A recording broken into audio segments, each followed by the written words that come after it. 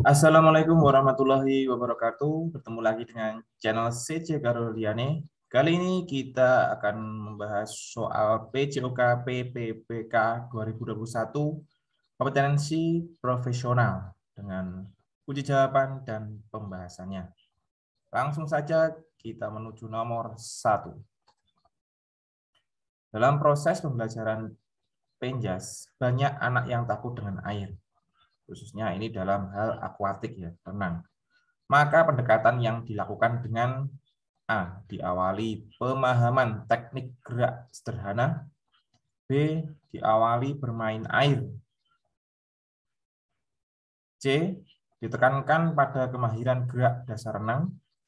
D. Ditekankan pada kerjasama. Maka yang perlu kita lakukan sebelum kita berlatih renang, kita harus perkenalan air. Supaya tubuh kita adaptasi dengan air, bisa tahu bagaimana cara bergerak di dalam air dan efeknya kalau kita bergerak di dalam air seperti apa. Jadi di sini jawaban yang paling benar adalah diawali dengan bermain air. Nomor 2, ditinjau dari posisi tubuh terhadap air, penentu kecepatan dalam renang adalah A. Posisi kepala di atas air, B. Posisi tubuh sejajar permukaan air, streamline, C. Posisi tubuh menyilang di atas air, crossland. D. Posisi lengan yang lurus. Untuk mempercepat gerakan dalam hal renang, posisi tubuh yang tepat adalah streamline, lurus rata-rata air. Ya. Dan itulah yang menjadi penentu kecepatan renang. Setelah itu didukung dengan gerakan mengayuh tangan dan gerakan kaki, ya seperti kita mengayuh ke belakang. Jadi jawabannya adalah B. Posisi tubuh sejajar permukaan air, streamline. Nomor 3. Dalam kurikulum Penjaskes Orkes di sekolah terdapat materi aktivitas akuatik. Akuatik ini pakai I. Yang bukan termasuk dalam aktivitas tersebut adalah A. Renang gaya dolphin, B. Bermain sepak bola pada saat hujan dan lapangan tergenang air, C. Bermain lempar tangkap bola di kolam yang dangkal bagi pemula, D. Model permainan tradisional yang dilakukan di sungai yang dangkal. Nah, di sini jawaban yang paling benar adalah C. Bermain lempar tangkap bola di kolam yang dangkal bagi pemula. Ini benar. Renang gaya dolphin ini juga benar. Model permainan tradisional yang dilakukan di sungai yang dangkal. Benar, permainan tradisional. Seperti apa? Pakai air mungkin, air kemudian lempar tangkap bola. Jadi bola atau yang lainnya. Mungkin pakai koin ya, koin dilempar kemudian anak disuruh menyelam untuk menemukan koin di dasar kolam dan sebagainya. Itu permainan tradisional. Dulu pernah saya melakukannya. Nah, di sini jawaban yang bukan, jadi yang salah adalah bermain sepak bola pada saat hujan dan lapangan tergenang air. Ini namanya sepak bola dalam kondisi hujan. Ya, jawabannya B. Lanjut nomor 4. Melakukan teknik passing atas yang benar dalam permainan bola voli adalah bola didorong dengan A. Jari-jari tangan dan perkenaannya melalui ruas pertama dan kedua dari jari telunjuk sampai kelingking, sedangkan ibu jari hanya pada ruas pertama saja. B. Jari tangan dan perkenaannya melalui semua ruas jari telunjuk sampai kelingking, sedangkan ibu jari hanya berfungsi sebagai pengontrol kestabilan bola saja. C. Kekuatan jari-jari tangan dan perkenaannya terutama jari telunjuk, tengah, dan jari manis. Untuk jari kelingking dan ibu jari hanya berfungsi sebagai pengatur kestabilan dan arah bola. D. Semua jari-jari tangan dan perkenaannya melalui ruas pertama dan kedua, dari jari telunjuk sampai kelingking, serta didukung oleh dorongan lengan dari siku yang sedikit ditekuk dan dorongan badan yang ditopang dari tungkai kaki. Nah, di semua ini yang jawaban yang paling benar ya, yaitu adalah D.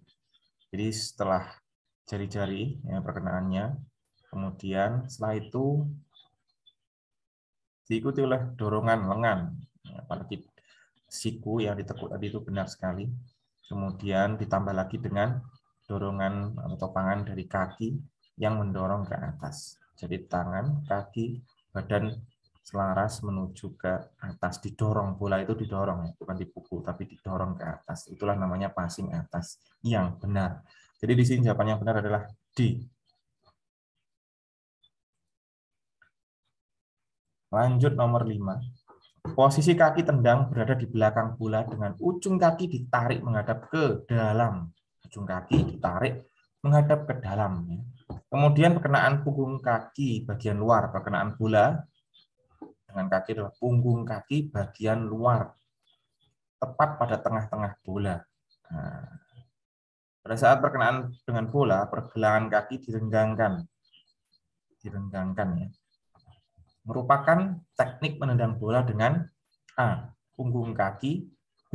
Kaki bagian luar, C. Kaki bagian dalam, D. Punggung kaki bagian dalam. Punggung kaki bagian dalam. Salah. Kaki bagian dalam, salah. Punggung kaki atau kaki bagian luar. Kalau punggung kaki berarti ini pas punggung kaki, bukan bagian luar. Jadi kalau kaki bagian luar, tepatnya di sini kuncinya kaki bagian luar atau punggung kaki bagian luar. Jadi jawabannya adalah kaki bagian luar. B. Nomor 6. Pengembangan budaya hidup sehat salah satunya dapat dilakukan dengan menjaga kesehatan pribadi. Berikut ini merupakan tindakan-tindakan untuk menjaga kesehatan pribadi kecuali menjaga kesehatan diri sendiri ya. A. Vaksinasi terhadap diri sendiri. B. Makanan dan minuman yang sehat. C. Pembuangan sampah dan air limbah. D. Pemeliharaan kesehatan badan. Kita dari belakang ya. Pemeliharaan kesehatan badan, benar. Pembuangan sampah dan air limbah, tidak pada tempatnya, salah ini. Makanan dan minuman yang sehat, pola makan sehat. Vaksinasi terhadap diri sendiri, vaksinasi. Benar. Jadi jawaban di sini kecuali. Jadi jawabannya adalah pembuangan sampah dan air limbah. Ini kurang, tambah satu lagi. Berapa kata? Tidak pada tempatnya. Sembarangan, nantinya sembarangan. Oke, nomor 6 jawabannya adalah C. Nomor C ya. Nomor 7. Hasil belajar PJOK anak di kelas X adalah sebagai berikut. Anak terampil pada kompetensi atletik. Permainan aktivitas pengembangan dan aktivitas ritmik, namun masih perlu ditingkatkan. Permainan aktivitas pengembangan dan aktivitas ritmik perlu ditingkatkan. Pada kompetensi uji diri dan akuatik. Dari deskripsi, hasil belajar di atas, guru dapat merefleksi pembelajaran yang sudah dilakukan anak. Kompetensi apakah yang perlu diberikan remedial oleh guru? Permainan aktivitas pengembangan dan aktivitas ritmik masih perlu ditingkatkan pada kompetensi uji diri dan akuatik.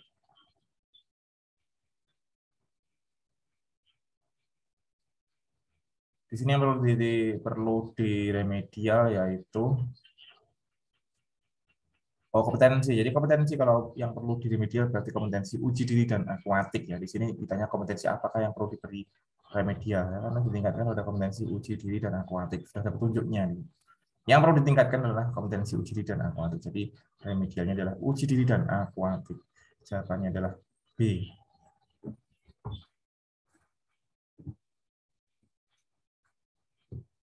Oke ya, lanjut kita ke nomor 8. Kompetensi inti K1 dalam pelaksanaan pembelajaran penjelasan orkestra terwujud dalam kegiatan KI1, KI2, KI3, KI4. KI1 itu agama, religius. Kemudian yang kedua itu sosial. Yang ketiga itu pengetahuan, kognitif. Kemudian yang keempat adalah psikomotor, prakteknya ya. Jadi di sini K1 religius ya. A. Peserta didik memiliki pengetahuan yang dibangun dari kegiatan mengamati. Ini KI3 ya. B. Peserta didik menunjukkan rasa syukur kepada Tuhan Yang Maha Esa melalui kita berdoa sebelum dan sesudah pembelajaran. Nah, ini HI1. Kita lihat yang lain dulu. C. Peserta didik mencoba gerakan yang dipelajari sesuai dengan kompetensi dasar. Mencoba, mempraktekkan. KI4. Peserta didik dan guru mendiskusikan hasil refleksi pembelajaran sesuai dengan kompetensi dasar. Ini KI3. Oke, jadi jawabannya adalah B. Religius ini keterangannya apa? Oh, spiritual ya, spiritual. Oke, jadi jawabannya adalah B. HI1 itu spiritual. Lanjut kita ke nomor 9. Komponen kebugaran jasmani yang berkaitan dengan kesehatan antara lain A. Speed, agility, coordination, balance. Enggak termasuk ya. B. Endurance, capacity, flexibility, speed, balance. Speed di sini enggak termasuk. Ada speed yang salah ya. C. Flexibility, fleksibilitas kelenturan. Muscle strength, kekuatan otot. Muscle endurance, kekuatan daya tahan. Endurance capacity, daya tahan tubuh. Ini termasuk benar. Tapi kita lihat dulu pilihan D. Muscle endurance, kekuatan otot. Endurance capacity, kekuatan diri. Muscle strength, kekuatan ototnya. Muscle strength, ini ketahanan ototnya. Explosive power itu daya ledak. Daya ledak tidak termasuk kesehatan, jadi jawabannya C. Benturan, kekuatan otot, muscle endurance, ketahanan otot, endurance, ketahanan tubuh. Oke, jadi di sini ketahanan tubuh ya. Jadi jawabannya adalah C yang termasuk dalam kebugaran jasmani berkaitan dengan kesehatan. Oke, nomor 10. Cepat ya. Pembelajaran penjelaskan orkes yang menekankan pada pendekatan keilmuan dan berdasarkan pada fakta serta kajian empirik merupakan pembelajaran yang menerapkan A. Pendekatan dengan cooperative learning, B. Strategi project based learning, C. Strategi discovery learning, D. Pendekatan saintifik. Pembelajaran menjadi proses yang menekankan pada pendekatan keilmuan yang berdasarkan data, fakta, serta kajian empirik merupakan pembelajaran yang menerapkan cooperative learning, itu kelompokan ya, membuat kelompok. Jadi project based learning memberikan permasalahan, belajar dari masalah. Strategi discovery learning ini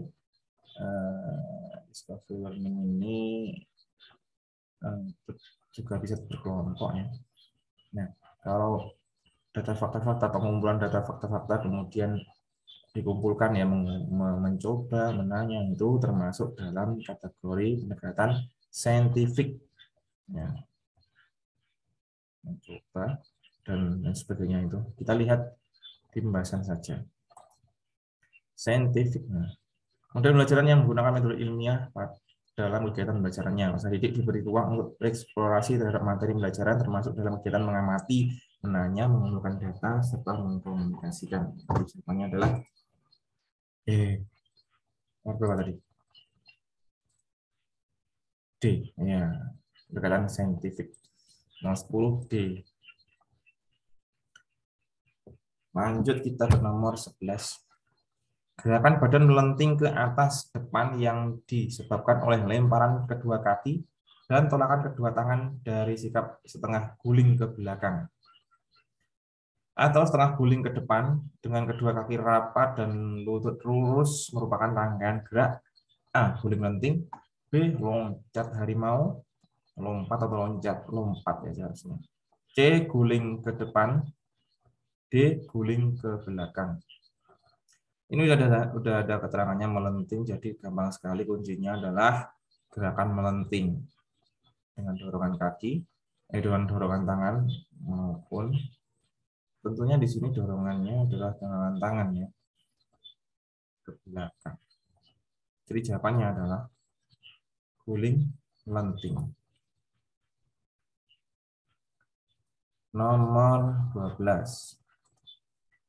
Pemanasan sebelum melakukan aktivitas olahraga secara fisiologis berfungsi untuk fisiologis itu organ-organ yang ada dalam tubuh kita. A. Meningkatkan motivasi olahraga sehingga mempengaruhi sistem syaraf dan bekerja lebih siap. Tidak.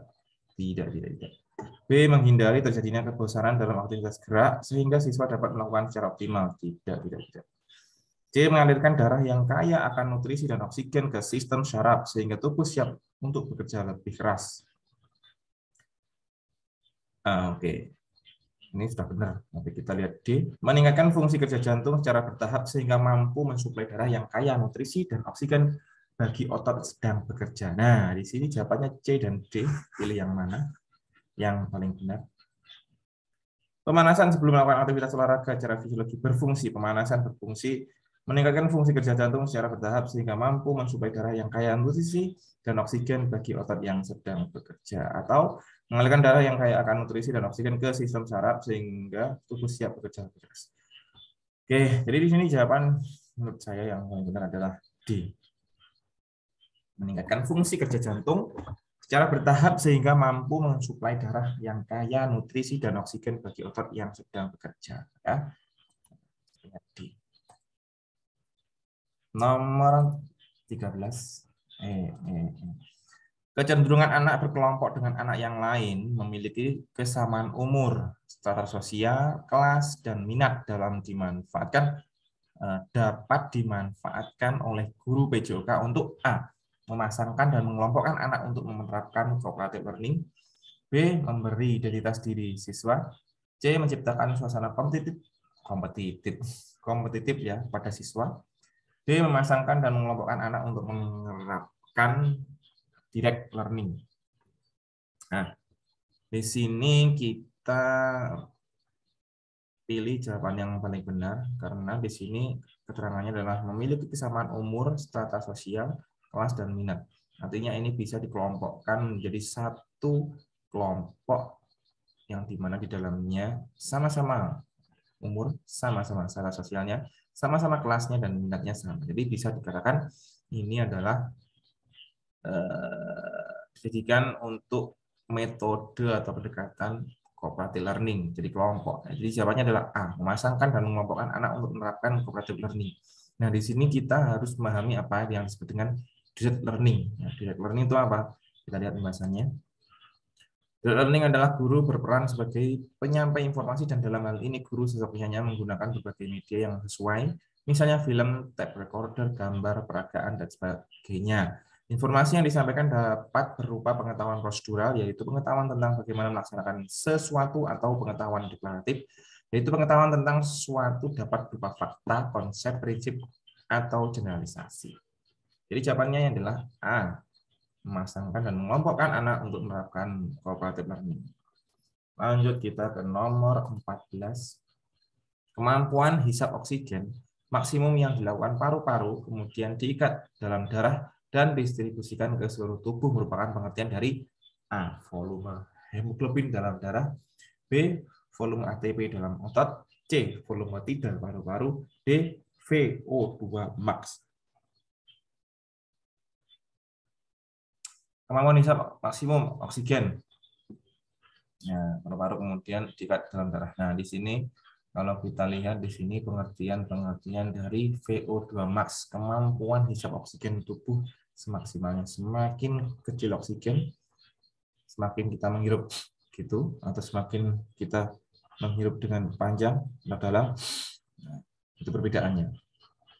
Jadi maksimal oksigen yang dapat kita masukkan dalam paru-paru, kemudian diikat dalam darah, diikatkan dalam darah. Nah, di sini jawabannya adalah VO2 max.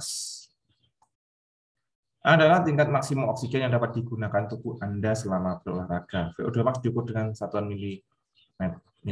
mililiter oksigen yang dikonsumsi dalam 1 menit per kilogram berat badan Anda. Nah, jadi di sini semakin nafasnya pendek akan bagus jika VO2 max-nya bagus. Kalau jadi kita menghirup udara dikit saja, itu oksigennya sangat banyak dan sangat cukup untuk melakukan oksidasi karbohidrat dan lain sebagainya ya, pembakaran. Namun kalau normal, bukan atlet yang kalau normal, di sini VO2 max-nya jelek, jadi harus menghirup udara atau menghirup oksigen yang sangat dalam saat kita berolahraga. Coba perhatikan Bapak Ibu kalau naik tangga atau naik ke lantai 2, 3. Di awalnya dari bawah itu normal. Nah, setelah Bapak naik itu nanti jantungnya akan berdetak lebih cepat. Ya, setelah berdetak lebih cepat, kemudian jantung kita berdetak lebih cepat, kemudian terus mengalir hingga pernapasan kita akan lebih cepat juga. Nah, itu artinya kondisi tubuh kita memerlukan oksigen yang banyak karena kita sedang melaksanakan pembakaran. Nah, di situlah kemampuan VO2 max. Kalau VO2 max-nya bagus, artinya sekali hisap gitu aja sudah cukup untuk melakukan pembakaran di dalam tubuh. Nah, tapi kalau VO2 max-nya jelek, pasti butuh beberapa hisapan. Seperti itu. Oke, lanjut kita ke nomor 15. Pengorganisasian latihan tahunan ke dalam berbagai fase dengan tujuan khusus pada setiap fasenya sesuai kebutuhan peserta latih.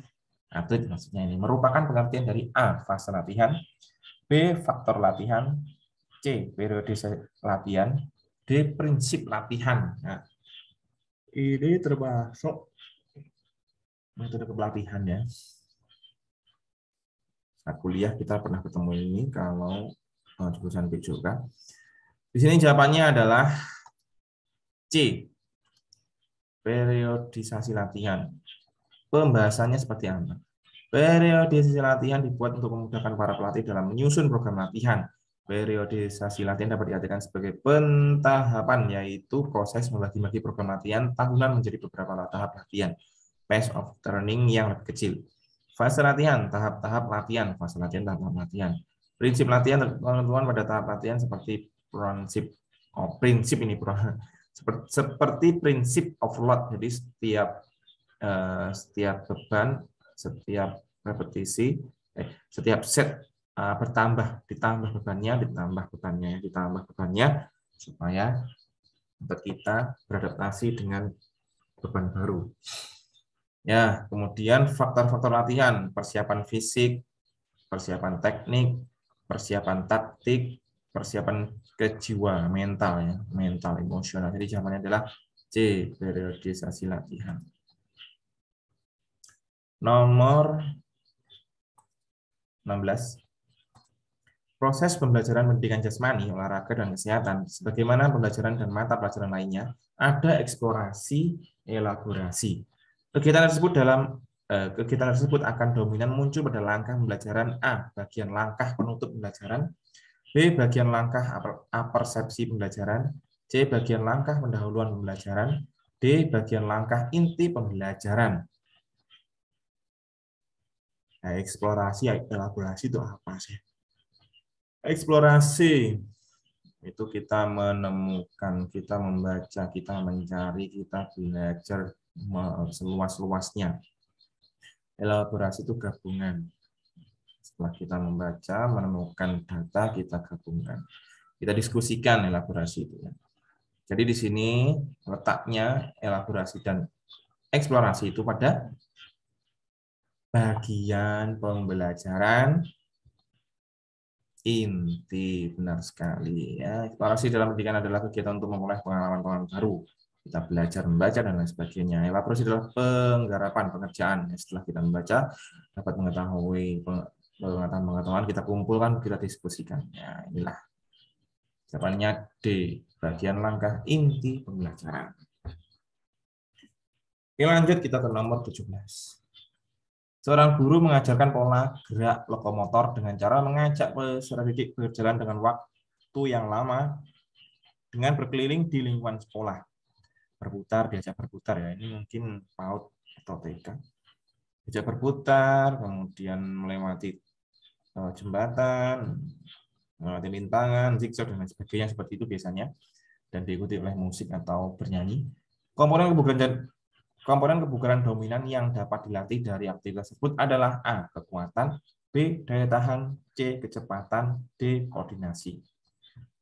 Tentunya yang paling benar adalah daya tahan ya, karena diajak berjalan terus, daya tahan paru-paru, kekuatan otot jantung akan meningkat. Sehingga anak akan memiliki kebugaran jasmani yang baik. Jawabannya adalah daya tahan ya. Oke, lanjut kita ke nomor 18. Perumusan tujuan pembelajaran beasiswa orkes disusun berdasarkan prinsip SMART. Nah, ini SMART ini untuk misalnya untuk merumuskan KD ya. Apa itu? Specific, measurable, achievable, relevant, timbon. Prinsip spesifik berarti A, tujuan dapat diukur ketercapaiannya secara mudah. B, tujuan dirumuskan secara khusus sesuai dengan kompetensi yang akan dicapai. C, tujuan dirumuskan sesuai dengan kurun waktu pembelajaran yang diselenggarakan. D, tujuan dirumuskan sesuai dengan kompetensi yang akan dicapai. Apa itu prinsip spesifik berarti? Apa itu prinsip spesifik dulu ya? Kita lihat apa itu. Spesifik atau khusus. Poin pertama adalah menekankan pentingnya menetapkan target yang benar-benar spesifik. Menetapkan target. Jadi target yang terlalu mudah atau umum atau kurang mendetail. Target tidak boleh ambigu, harus jelas dan dipaparkan dengan bahasa yang lugas. Kriteria tujuan target yang spesifik yaitu buat tujuan terfokus dan didefinisikan tujuan tersebut dengan baik. Tujuan yang lebih spesifik memiliki kesempatan lebih besar untuk dicapai dibandingkan tujuan yang masih bersifat umum. Jadi jawabannya adalah D. Tujuan dirumuskan secara khusus sesuai dengan kompetensi yang akan dicapai. Lanjut kita ke nomor 19. Kompetensi dasar mempraktikkan rangkaian gerak ritmik sederhana berpasangan maupun beregu dan nilai-nilai estetika, kerjasama, semangat, percaya diri. Dari kompetensi dasar ini, ranah afektif peserta didik yang ingin dikembangkan adalah mempraktikkan ya. Kerjasama, berpasangan, dan beregu. B, bergerak sebagaimana irama yang didengar dan rangkaian yang dibuat. C, apresiasi terhadap bunyi-bunyi yang didengar. D, menilai estetika, kerjasama, semangat, dan percaya diri.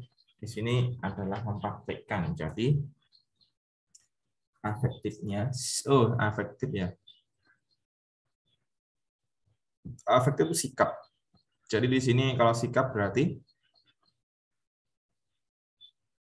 ya ini D, menilai ini ya, nilai ini nilai ya, bukan M ya, nilai. Jadi jawabannya adalah mohon maaf, jawabannya A. Kerjasama, berpasangan, dan beregu. Oh ya, di sini ada berpasangan maupun beregu. Oke, mohon maaf. Jadi jawabannya A. Afektif, kerjasama, berpasangan maupun beregu. Oke, jawabannya adalah A. Mohon maaf, Bapak Ibu. Jawabannya adalah A. Di sini pembahasannya afektif merupakan perasaan dan emosi. Ada 4 karakteristik afektif yang penting dalam pembelajaran, yaitu minat, sikap, konsep diri, dan nilai. Nilai, konsep diri, sikap, minat. Itulah jawabannya. A. Oke, mohon maaf. Lanjut kita ke nomor 20. Dalam mengakomodir perbedaan potensi psikomotorik peserta didik, seorang guru PJOK memilih strategi pembelajaran yang sesuai kebutuhan. Strategi apa yang dilakukan guru untuk mengajarkan keterampilan gerak? A. Memilih satu orang peserta didik menjadi model. B. Menunjuk teman sebaya sebagai tutor. C. Mengelompokkan peserta didik sesuai kemampuan psikomotoriknya. Atau D. Memodifikasi permainan sesuai pertumbuhan dan perkembangan. Ya. Strategi pembelajaran yang sesuai kebutuhan. Strategi apa yang dilakukan guru untuk mengajarkan keterampilan gerak? Kita bisa menggunakan modifikasi permainan sesuai dengan pertumbuhan dan perkembangan. Kita harus kreatif dalam hal alat atau metode atau media pembelajaran, kita harus kreatif. Jadi kalau memang sarpasnya atau metodenya, model pembelajarannya tidak bisa diterapkan karena sarpasnya kurang, kita harus bisa menggunakan kreativitas, ya. Membuat modifikasi permainan sesuai dengan keadaan anak, kondisi anak. Itu lebih menyenangkan. Dan itu akan lebih menyemangati anak-anak. Anak-anak akan lebih semangat karena bisa bermain walaupun dengan peralatan yang sederhana atau modifikasi. Baik, terima kasih Bapak Ibu. Semoga bermanfaat. Mohon maaf bila tadi ada yang keliru dalam menjawab. Dan alhamdulillah hari ini selesai. Semoga Bapak Ibu diberi kemudahan dalam menghadapi tes ASN PPK 2021 tahap kedua. Baik, semangat belajar, tetap belajar, jangan menyerah. Sampai jumpa di video selanjutnya. Saya akhiri. Wassalamualaikum warahmatullahi wabarakatuh.